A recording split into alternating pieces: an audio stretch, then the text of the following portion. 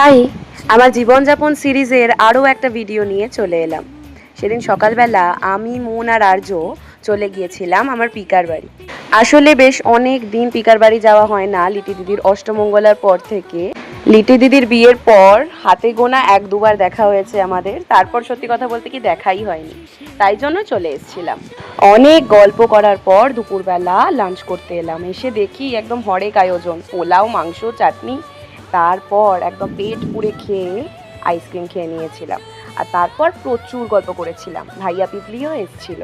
সন্ধেবেলায় আবার fuchka, chips, cold drink সবই টুকটাক খাওয়া হয়েছে আর কি। তারপর যাই হোক, সারা দিন অনেক আমরা আড্ডা মারলাম, অনেক গল্প হলো, কারণ আমরা কিছু বিষয় নিয়ে বেশ এক্সাইটেড। যাই হোক, তারপর ফেরার টাইম হয়ে গেল। মন তো একটু খারাপ লাগছিল, কিন্তু কি করা যাবে, সেদিন চাঁদটা খুব সুন্দর উঠেছিল।